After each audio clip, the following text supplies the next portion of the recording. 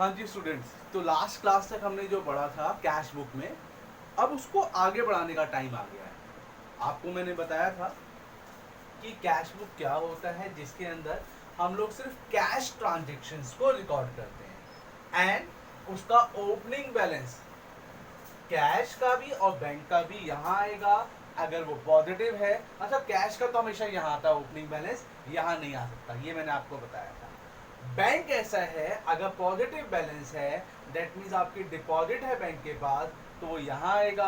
और अगर आपने ओवरड्राफ्ट कर रखा है, पैसे निकाल रखे हैं बैंक से, तो बेटा वो बैलेंस यहाँ आता है, उसे ओवरड्राफ्ट बोलते हैं।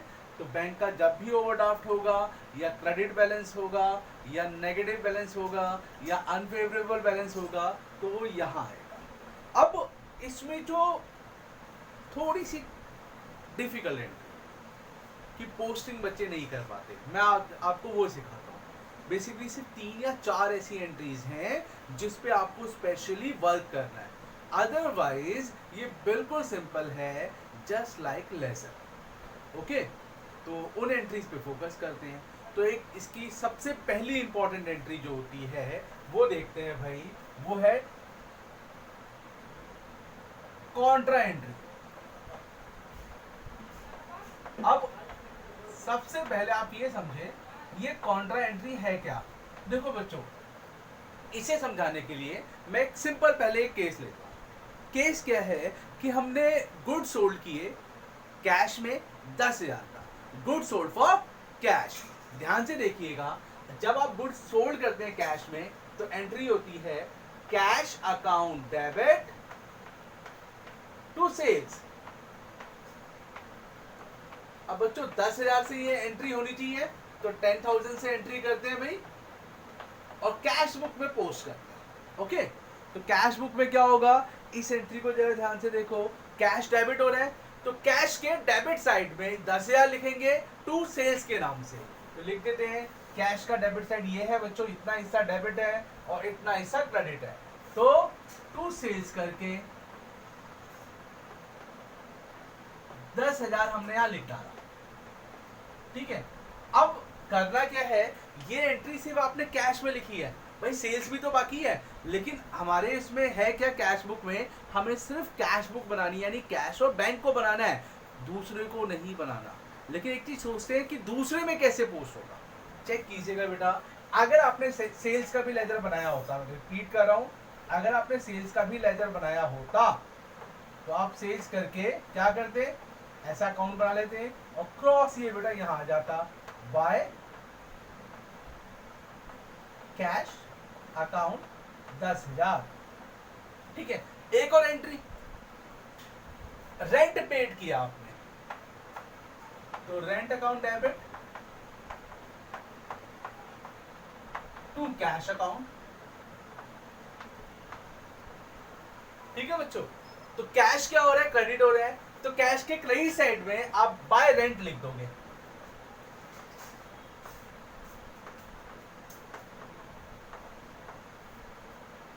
₹5,000 मान लो अगर अमाउंट है, तो फिर क्या करेंगे, आप रेंट का अकाउंट बनाएंगे और उसमें पोस्टिंग करेंगे। तो मैं दिखाता हूं, एक और रेंट का अकाउंट बनाते हैं बच्चों।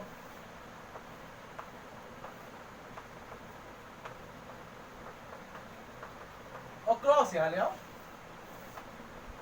To cash account. तो हो क्या रहा है, सारी एंट्रीज में बच्चों दो जगह आप पोस्टिंग कर रहे हैं, है ना।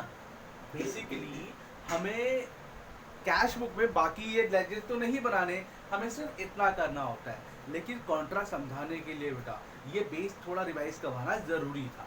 अब कॉन्ट्रा एंट्री क्या होती है, एक ऐसी एंट्री जिसके अंदर आपका पैसा आपके पास ही रहता है। लाइक आप बैंक में पैसा जमा करते हैं, तो हो क्या रहा है भाई, ऑफिस से पैसे निकाल के आपने बैंक में डाल दिए, पहले भी आपके थे आज भी आपके हैं।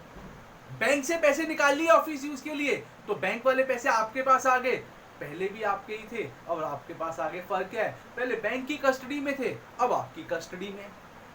ठीक है, तो कॉन्ट्रा एंट्री, ये दो एंट्रीज कॉन्ट्रा होती है, बैंक में पैसा जमा करना एंड बैंक से पैसा निकालना। ठीक है, उसको आपको देखना है। वो जो ये दो मैं केस आपको बता रहा हूं बच्चों, वो एंट्रीज ऐसी हैं जो दो जगह यहां लिखी जाएगी, जबकि अब तक क्या था, कैश बुक में आपने सिर्फ एक ही जगह लिखी थी। लाइक सेल किया आपने तो यहां लिखा, रेंट पेड किया तो यहां लिखा। लेकिन कॉन्ट्रा एंट्रीज में क्या होता है, इसी कैश बुक के अंदर एक एंट्री यहां आएगी और एक यहां आएगी। जरा चेक करो क्यों। देखो बच्चों, अगर आपने डिपॉजिट किया बैंक के अंदर,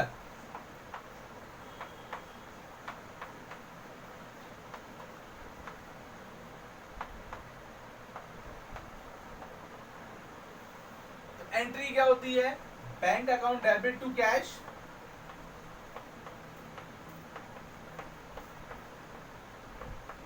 ठीक है। अब इसमें देखो, यहां डेबिट में बैंक है, क्रेडिट में कैश है, और कैश बुक में आप क्या करते हो, इन दोनों जगह रिकॉर्ड करते हो, कैश में भी और बैंक में भी। इनके अलावा किसी और में रिकॉर्ड नहीं करते। तो बस आपको इसको इसमें पोस्ट करना है। तो भैया पहले बैंक के डेबिट में आओगे, जैसे 3000 का अमाउंट लिया मैंने, अब बैंक के डेबिट में 3000 लिख दो, ये रहा बैंक, और 3000 यहां लिख दो, ठीक है। नाम किसका, कैश का, ओके। और कैश क्या हो रहा है, क्रेडिट, तो कैश के क्रेडिट में 3000 लिख दो। नाम किसका, बैंक का, ठीक है। कोई दिक्कत, दो जगह आ गया। और एक चीज स्पेशल, पहली एंट्री पे वापस आइए भाई, cash account debit to sales, तो कैश के डेबिट में 10,000 लिखिए, लिख दिया, किसके नाम से, सेल से। अब सेल्स के अकाउंट में जाना है, तो भैया कॉपी आपकी जिसमें लेजर बनते हैं वो मोटी होती है बेटा, है ना, तो कौन से पेज पे मिलेगा सेल्स का लेजर, तो वो कैसे पता चलेगा। तो इसके लिए हम क्या करते हैं, LF का इस्तेमाल करते हैं। जैसे आपको कोई भी चैप्टर ढूंढना होता है किसी भी सब्जेक्ट में, तो इंडेक्स होता है, इंडेक्स में क्या होता है बच्चों, पेज नंबर लिखा होता है कि कौन सा चैप्टर कौन से पेज पे मिलेगा। LF भी कुछ उसी तरीके से वर्किंग करता है। आप यहां LF में लिखते हो, मान लो पेज नंबर 8, तो इसका मतलब लेजर का जो पेज नंबर 8 है, 8 पे जाओ, वहां सेल्स का लेजर मिल जाएगा, वहां पोस्टिंग कर लेना या चेक कर लेना। फिर आपने रेंट में लिखा 7, तो इसका क्या मतलब हुआ कि पेज नंबर 7 पे जाओ, वहां रेंट का लेजर मिल जाएगा, ओके। अब आओ, कैश के आगे क्या लिखोगे LF में, बैंक के आगे क्या लिखोगे LF में, ये चीज समझना है आपको। तो बच्चों जैसे ये किसका कॉलम है, बैंक का, तो अब आपको देखना है कि यार बैंक का लेजर कहां बनाया है। याद रखना, बैंक का और कैश का कोई लेजर नहीं बनता, बैंक का और कैश का कोई लेजर नहीं बनता भैया, ये लेजर ही है एक तरीके का, ठीक है। तो आप क्या करेंगे बच्चों, यहां पर C लिख देंगे, इस समय C लिख देंगे, C for Contra, that means हमने यहां इनका कोई और सेपरेट लेजर नहीं बनाया है, ठीक है बच्चों। तो ये जो बैंक टू कैश की एंट्री है, यहां पर आपने कोई सेपरेट लेजर नहीं बनाया है, ये एंट्री इसी में पोस्ट होगी, इसलिए आपने C लिख दिया। बाकी कोई और होगा उसके आगे पेज नंबर डाला जाता है, वैसे 11th में आपको नहीं डालना। मैं तो रियल वर्किंग में बता रहा हूं आपको, जब रियल लाइफ में काम होता है तब ऐसा होता है, ओके। तो C फॉर कॉन्ट्रा। अब नेक्स्ट आते हैं, एक और कॉन्ट्रा एंट्री होती है बच्चों, ये तो बैंक में जमा करने की है ना, तो बैंक से निकालने की एंट्री समझते हैं। तो बैंक से निकालने की एंट्री क्या होती है, उल्टा, cash to bank, cash account debit to bank. मान लो हमें जरूरत पड़ी और हमने 500 रुपए निकाले, अगर आपने 500 रुपीज विड्रॉ किए हैं तो कैसे करोगे, तो अगेन लेजर पोस्टिंग करनी है। भैया कैश डेबिट हो रहा है 500 से, कैश के डेबिट में 500 लिखो, नाम किसका, अमाउंट खुद का, नाम दूसरे का, तो किसका आएगा, बैंक का, ओके। और बैंक क्या हो रहा है इसमें, क्रेडिट, तो बैंक के क्रेडिट में नाम अमाउंट डालो बेटे, है ना, और नाम किसका, कैश का, बाय कैश।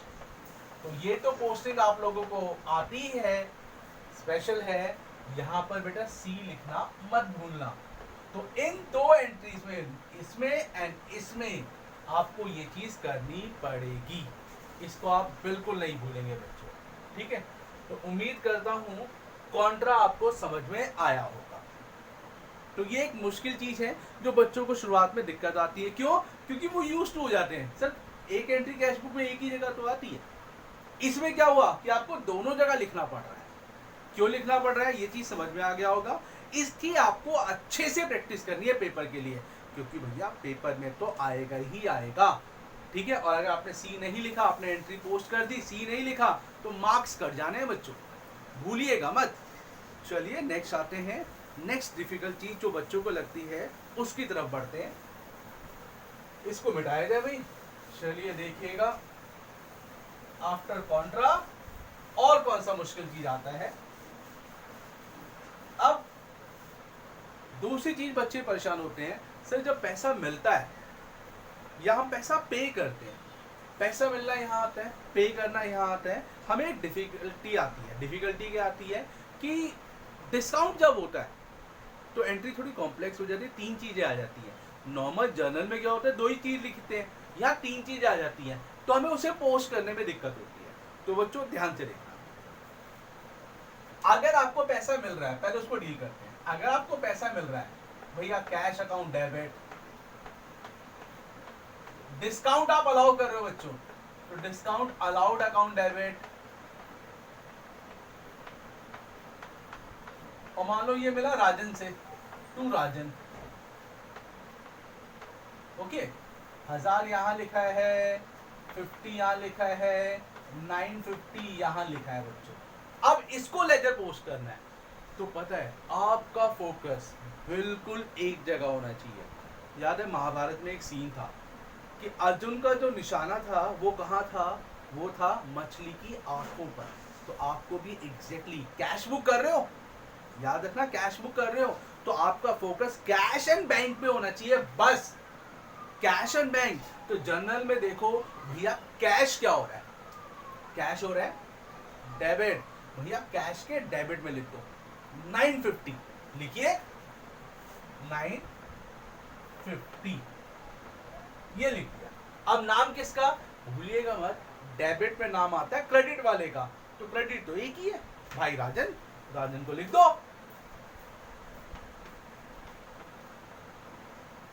तो ये नेक्स्ट एक डिफिकल्ट चीज बच्चों को जो लगती है वो मैंने आपको समझाने की कोशिश की है।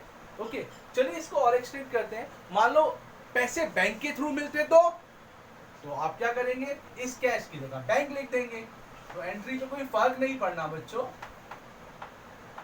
Bank account debit, discount allowed account debit to Ramesh, 4000 का अमाउंट था, 500 का डिस्काउंट दिया और 3500 आपको मिले। तो अगेन फिर से आपका फोकस तो सिर्फ कैश और बैंक पे होना चाहिए। तो भैया बैंक क्या हो रहा है यहाँ पर, बैंक हो रहा है डेबिट, तो बैंक के डेबिट में 3500 रुपीज डाल दिए, ठीक है। तो बैंक का कॉलम ढूंढिए भाई, ये रहा, ये कैश का कॉलम है, ये बैंक का कॉलम है, तो बैंक के डेबिट में 3500 रुपीज बच्चों पोस्ट कर दीजिए। और नाम किसका आएगा भूलना नहीं, डेबिट में नाम क्रेडिट वाले का आता है, तो टू रमेश, ठीक है बच्चों, डैश जरूर डाल दिया करो। ओके नेक्स्ट इस पे भी कर देते हैं।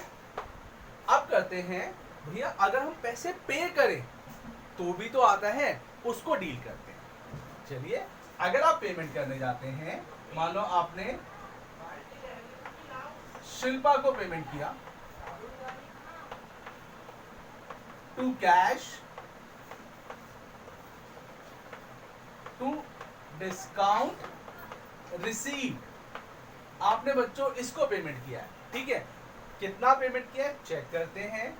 आपने पेमेंट किया है मान लो 2000 का और 100 का डिस्काउंट मिल गया, तो इसमें अमाउंट कितना था 2100। अब आपको इस एंट्री को पेमेंट पोस्ट करना है बच्चों, तो चलो पोस्ट करते हैं। कैसे करोगे, कैश क्या हो रहा है यहाँ पर, कैश हो रहा है क्रेडिट, तो कैश के क्रेडिट पे याद रखिएगा, कैश एंड बैंक के अलावा किसी को नहीं देखना। तो बच्चों कैश क्या हो रहा है, क्रेडिट, तो कैश के क्रेडिट साइड में जाइए, ये साइड है, वहां जाकर क्रेडिट में 2000 रुपए लिख दीजिए, 2000 यहां लिख डाल, ओके। और नाम किसका लिखोगे, बाय शिल्पा का। क्यों, क्योंकि क्रेडिट पे नाम किसका आता है, डेबिट वाले का। तो इसका मतलब डिस्काउंट का तो कुछ करना ही नहीं है आपको यहाँ पर, ठीक है। उम्मीद करता हूँ ये चीज समझ में आया होगा। सेम बैंक में होगा, अगर यहाँ कैश की जगह बैंक होता तो अमाउंट यहाँ की जगह बस यहाँ शिफ्ट हो जाता और कोई फर्क नहीं पड़ता।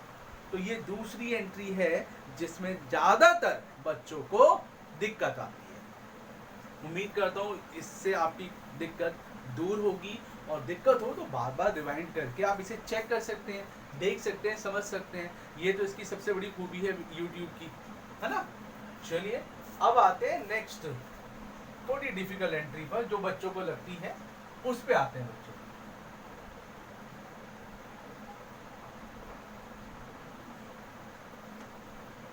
चलो एक काम करते हैं, इसे बड़ा कर लेते हैं।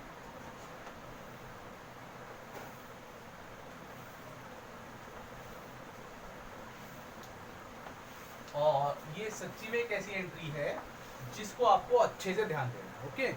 तो कैश बुक की सबसे ऐसी एंट्री जिसमें ज्यादातर बच्चों को, मोर देन 90% बच्चों को दिक्कत आ जाती है, तो आप इसको समझ लो, दिक्कत खत्म। तो कैश बुक ओवरऑल तो इजी है, अगर आपको जर्नल एंड लेजर आता है बच्चों, जिसको जर्नल लेजर आता है तो भैया तो आप तो 10% बच्चों में रहोगे हमेशा, जिनको दिक्कत नहीं है, ठीक है। जर्नल एंड लेजर वो स्ट्रॉन्ग रखिएगा। मैं आता हूं अपनी लास्ट एंट्री पर कैश बुक की, जिसमें ज्यादातर बच्चों को दिक्कतें आती हैं बच्चों, तो वो है चेक रिसीव्ड। इसको कैसे डील करते हैं, चेक रिसीव। बच्चों जब भी चेक रिसीव होता है तो आप हो जाइए सावधान। क्यों, क्योंकि इसे बहुत सोच समझ के आपको लिखना है। कैसे, जरा समझिएगा। जो चेक रिसीव होता है उसे बहुत सोच समझ के लिखना होता है। देखो यहाँ पे ना कुछ केसेस बन सकते हैं, तो इसके लिए जब भी आपको चेक मिले ना तो आप आगे पढ़ लो, आप पढ़ो ये वाला चेक बैंक में डिपॉजिट कब किया गया है। बस एक सेकेंड आपसे क्षमा चाहूंगा।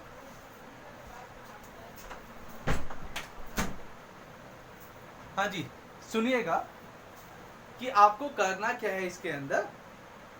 जब भी चेक मिले तो आप आगे पढ़ के देखिए कि उसको बैंक में डिपॉजिट कब किया गया है, क्योंकि उस चेक के साथ 3 पॉसिबिलिटीज हो सकती हैं। पहली पॉसिबिलिटी, वो चेक सेम डे को डाल दिया गया। अगर क्वेश्चन में ये बताया ही नहीं कि चेक कब जमा किया है तो आप मानेंगे कि चेक को सेम डे को डाल दिया गया, वहां इशू नहीं है। लेकिन आप आगे पढ़ के देखते हैं, आप आगे पढ़ के ये देखते हैं कि ये चेक 2-4 दिन बाद, 10 दिन बाद, 20 दिन बाद बैंक में डाला गया है, तो भैया उसको थोड़ा ध्यान से टैकल करना है। कैसे टैकल करना है मैं सिखाता हूं अभी आपको।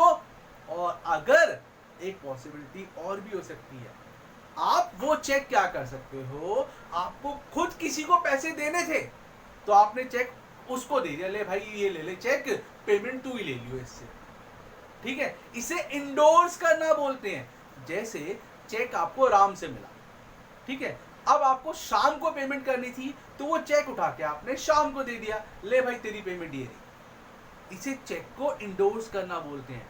तो ये 3 केसेस आपके बन सकते हैं। पहला, चेक मिलता है सेम डे को डाल दिया। दूसरा, चेक मिलता है 4-5 दिन बाद डाला। एंड तीसरा, चेक मिलता है और आपने किसी और को इंडोर्स कर दिया। वो कभी भी किया और सेम डे को या बाद में कोई फर्क नहीं पड़ेगा, ठीक है। तो उनको कैसे टैकल करते हैं बच्चों, वो आपको सीखना है, वो आपको समझना है। और ये हमेशा चेक रिसीव, चेक पेड में कोई टेंशन नहीं है।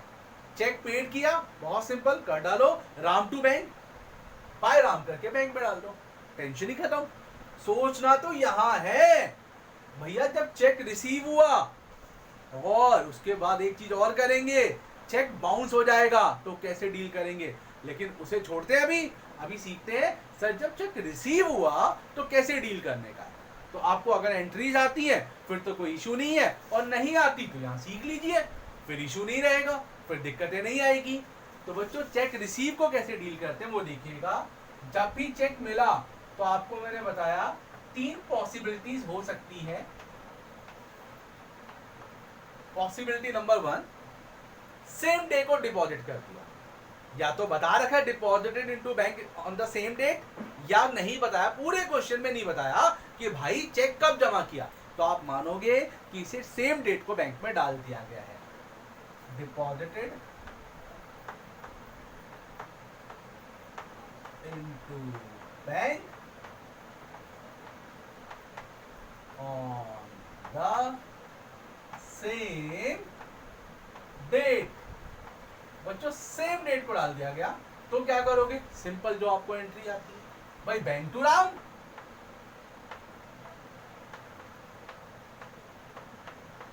इसमें ये एंट्री हो जाएगी। अब सवाल उठता है, नहीं सर 2-4 दिन बाद जमा किया है, 10 दिन बाद जमा किया है, तब क्या होगा? तो मैं इसको कह देता हूं, कितनी सारी लिखने में दिक्कत होगी बच्चों, not deposited on the same date, not deposited on, चलो पूरा ही लिख देते हैं, द सेम डेट। ओके बच्चों, तो कैसे करोगे? तो भैया यहां बनेगी 2 एंट्रीज। मान लो चेक मिला आपको 5 अगस्त को, तो बच्चों 5 अगस्त को क्या एंट्री होगी, 5 अगस्त को आपकी एंट्री होगी। अगर आपने सेम डेट को नहीं डाला है तो 5 तारीख को एंट्री होगी चेक इन हैंड, कि चेक आपके पास ही पड़ा है, टू राम, मान रहा हूं मैं, राम से मिला बेटा, ठीक है, ये एंट्री होगी। क्या इसमें कैश और बैंक आ रहे हैं? साफ साफ देखिए बिल्कुल नहीं आ रहा, इसका मतलब ये एंट्री यहां पोस्ट नहीं होगी, ठीक है। अब ये 5 तारीख वाला चेक आपने 20 तारीख को जमा किया, तो अगर 20 तारीख को डिपॉजिट करते हो बैंक में, तब क्या एंट्री होगी, वहां ध्यान से देखिएगा। मैं यहां लिखता हूं बच्चों इसका सेकंड केस, अगर 20 अगस्त को आप जमा करते हैं चेक, तो एंट्री क्या होगी बच्चों, अगर 20 अगस्त को आप जमा करते हैं तो बच्चों एंट्री होगी बैंक अकाउंट डेबिट, ये चेक चला जाएगा टू चेक इन हैंड, तो एंट्री हो जाएगी बैंक डेबिट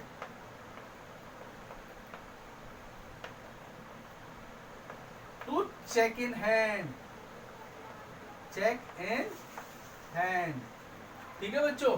तो इसका मतलब इसकी एंट्री नहीं होगी, इसे आप इसके नीचे या साइड में कहीं पे वर्किंग नोट डाल के लिख दोगे, 5 तारीख की एंट्री को नोट करके, इसके अंदर रिकॉर्ड नहीं करोगे, ये स्पेशल है। लेकिन जो 20 तारीख को आपने चेक बैंक में जमा किया था, अगेन 20 तारीख को जो आपने चेक बैंक में जमा किया था उसकी एंट्री होगी। कैसे? मान लो ये 500 का अमाउंट है, तो बैंक क्या हो रहा है, फोकस कीजिए, बैंक हो रहा है डेबिट, तो बैंक के डेबिट में 500 डालो ऐसे करके बच्चों, और नाम किसका आएगा, cheque in hand, to cheque in hand account. तो बच्चों ऐसे इसकी पोस्टिंग होती है, ठीक है। तो उम्मीद करता हूं ये समझ में आया होगा आपको। एक बार फिर से रिवाइज करवाता हूं, अगर डिपॉजिट सेम डेट को कर दिया जाए तो बैंक टू राम, सिंपल है, बैंक के डेबिट में टू राम करके लिख देंगे आप। लेकिन अगर चेक डिपॉजिट नहीं किया गया सेम डेट को, तो जिस तारीख को चेक मिला उस तारीख को लिखोगे cheque in hand account debit to Ram नीचे वर्किंग नोट्स में, और जिस तारीख को जमा किया bank to cheque in hand, ये एंट्री होगी। ये एंट्री तो नहीं आएगी कैश बुक में, लेकिन ये वाली एंट्री कैश बुक में रिकॉर्ड होगी। क्यों? सिंपल सर, इसमें ना तो कैश है ना बैंक है, लेकिन यहां तो बैंक इन्वॉल्व है, तो इसको आप यहां पर कैश बुक में नोट करोगे। तो दूसरा केस तो ये था। अब तीसरा केस, अगर इंडोर्स कर दिया जाए, राम ने वो चेक उठा के शाम को दे दिया बच्चों, तो एक काम करते हैं, स्पेस की कमी है बच्चों, तो इसको मिटाते हैं, ठीक है। कैसे करोगे जरा ध्यान से देखिएगा। हाँ जी, अब किस तरीके से करोगे बेटा, एक सेकंड आपका वक्त लेता हूं।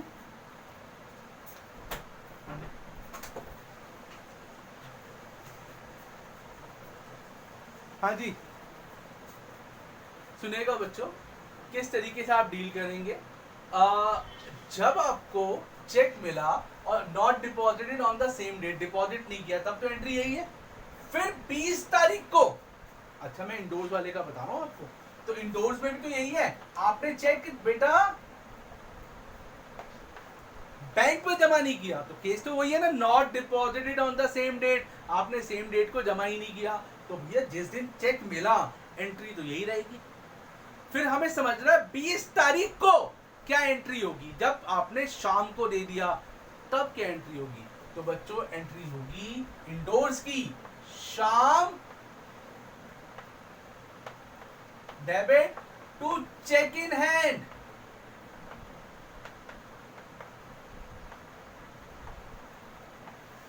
ठीक है, अब चेक करो क्या यहां चेक मिला, क्या बैंक में डाला? नहीं, ये एंट्री किसको दे दिया? शाम को। क्या यहां बैंक आया? नहीं। तो क्या होगा बच्चों? तो क्या होगा ये चीज सोच के देखो, ना यहां कैश है ना यहां बैंक है, तो जब भी आपको चेक मिलता है तो उसकी एंट्री रिकॉर्ड नहीं होती। जब भी चेक मिलता है और इंडोर्स किया जाता है तो उसकी एंट्री नहीं होती। ठीक है, तो मैं उम्मीद करता हूँ ये चीज आपको समझ में आ गई होगी।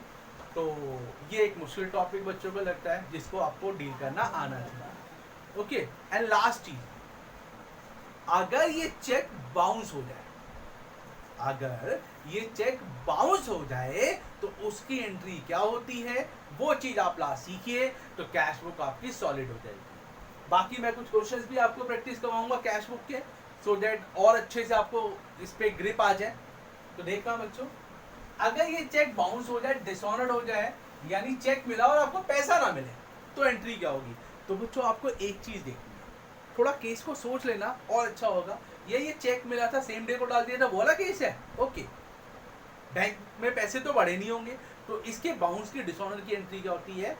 उस बंदे को अपना डेटा बनाओ और बैंक में अपने पैसे कम कर दो। तो अगर पहला केस होगा तो एंट्री होगी बेटा राम टू बैंक, उस बंदे का नाम टू बैंक। अगर चेक आपने सेम डे को बैंक में डाला था तो बाउंस की एंट्री ये होती है, चेक रिसीव डिसऑनर्ड हो जाए। हम बच्चों वाला केस कर रहे हैं, राम टू बैंक।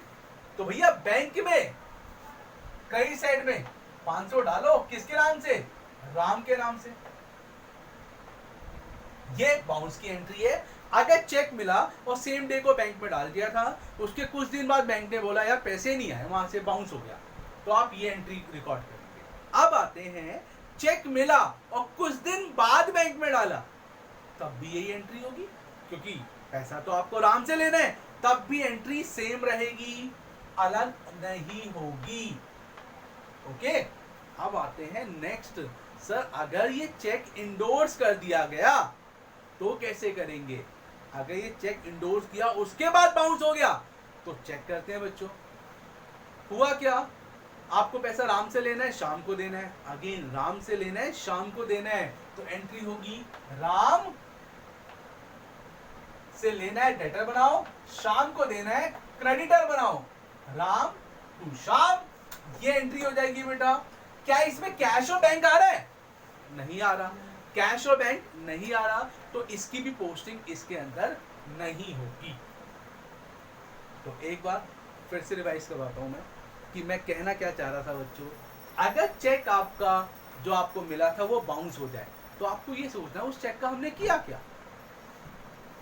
मिला था बैंक में डाल दिया था तो राम टू बैंक, मिला था कुछ दिन बाद डाला तब भी राम टू बैंक, और इन दोनों की एंट्री यहां हो जाएगी। लेकिन चेक मिला और आपने बैंक में नहीं डाला बल्कि आपने इंडोर्स कर दिया, तो आपका बैंक से कनेक्शन तो है ही नहीं, तो बैंक क्यों इन्वॉल्व होगा? भाई शाम को दे दिया, शाम ने अपने बैंक में डाला, बाउंस वहां हुआ, उसका बैंक वो बंदा रिकॉर्ड करे, हम क्यों रिकॉर्ड करें? हम तो एक सिंपल कहेंगे, राम भाई को फोन करेंगे, भाई तेरा चेक बाउंस हो गया पैसे दे। शाम भाई हमें फोन करेगा इस चीज के लिए ना, पहले शाम हमें बोलेगा हाँ भाई तुम्हारा चेक बाउंस हो गया पैसे लाओ, हम राम को फोन उठा के कर देंगे हाँ भाई राम भाई तेरा चेक बाउंस हो गया ला पैसे ला। ठीक है, तो राम को अपना डेटर बनाना है, डेबिट कर देना है, एसेट्स डेबिट होती है। शाम को अपना क्रेडिटर बनाना है, लायबिलिटी और लायबिलिटी क्रेडिट होती है। एंट्री ये होगी, यानी इसकी इसके अंदर पोस्टिंग नहीं होगी, क्योंकि इसमें ना तो कोई कैश है ना ही कोई बैंक है। उम्मीद करता हूँ ये चीज़ समझ में आई होगी। तो बच्चों अभी का वीडियो यहीं एंड करता हूँ।